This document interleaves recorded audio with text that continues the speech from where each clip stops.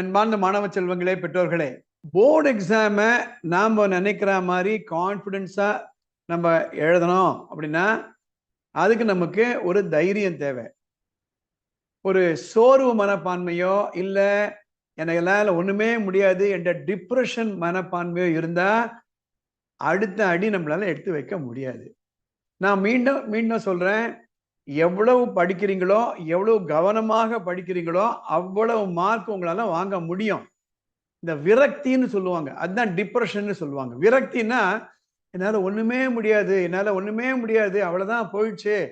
ஒருவேளை போன எக்ஸாம்ல குறைவா மார்க் வாங்கியிருக்கலாம், அல்லது அந்த வருஷம் ஃபுல்லா நீங்க சரியா படிக்காம இருந்திருக்கலாம். அது பழசு, அதை பத்தி நினைக்க கூடாது. நீங்க இப்ப என்ன செய்யலாம்? நீங்க நினைக்கணும், நீங்க நம்பணும், என்னால முடியும் என்ற ஒரு மனநிலை உங்களுக்கு தேவை. ஒரு உண்மை கதையோட இதை நான் உங்களுக்கு எக்ஸ்பிளைன் பண்ண விரும்புறேன். உங்களுக்கு எல்லாம் தெரியும், நெப்போலியன் போனபார்ட்டே பெரிய மாவீரன். அவரு கான்குவர் பண்ணாத நாடுகளே கிடையாது. ஆனா கடைசி காலத்துல 1840ன்ற காலகட்டத்துல ஆப்பிரிக்கால் பக்கத்தில் இருக்கக்கூடிய ஒரு செயின்ட் ஹெலினா என்ற ஒரு தீவுல அவரை சிறை வச்சிடுறாங்க. எவ்வளோ பெரிய ஒரு மாவீரன், அவரு சிறையில இருக்காரு. அவரை வந்து டிப்ரெஸ் ஆயிடுறாரு, என்னால முடியல, எல்லாத்தையும் விட்டுடும் பாரு, அப்படியே வருத்தத்திலேயே இருக்காரு அவரு. அவரை பார்க்கறதுக்கு ஒரு நண்பர் வராரு. அந்த நண்பர் அவர்கிட்ட, இந்த மாதிரி நீங்க சோர்வா இருக்காதீங்க, உங்களுக்கு இந்த செஸ் போர்டை கொடுக்குறேன். ஒரு செஸ் போர்டு கொடுக்குறாரு. அந்த செஸ் போர்டை நீங்க பாருங்க, உங்களுக்கு இழந்த புத்துணர்ச்சி உங்களுக்கு வந்துடும், நீங்க மறுபடியும் பெரிய மாவீரனாக வெளியில வரணும்னு சொல்லிட்டு போறாரு. ஆனா நெப்போலியனுக்கு தான் கான்பிடன்ஸ் போயிடுச்சே, என்னால ஒண்ணும் முடியாதுன்னு இருக்காரு. அதனால அந்த செஸ் போர்டை அவர் பார்க்கல.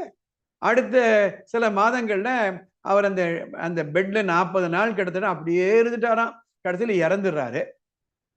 அந்த நண்பர் கொடுத்தாருங்க பாருங்க அந்த செஸ் போர்டு, அது பல ஆண்டுகள் கழித்து பாரிஸ்ல ஏலம் விடுறாங்க.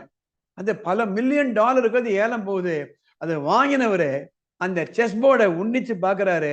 அதுல ஒரு கட்டத்துல ஏதோ ஒண்ணு எழுதியிருக்கு. அது என்ன எழுதியிருக்கு அப்படின்னா, இந்த செயின்ட் ஹெலினால இருந்து எப்படி தப்பிச்சு போகலான்னு ஒரு யுக்தியை கொடுத்திருக்காரு. ஆனா அந்த நெப்போலியன் அப்ப இருக்கக்கூடிய டிப்ரெஸ்ட் விரக்தியான மனநிலையில அதை பார்க்காம விட்டுறாரு. அதனால கையில அந்த ஒரு உபாயம் மற்றவங்க சொல்லி கொடுத்தோம், அவரால் வெளியில வராமையே போயிட்டாரு.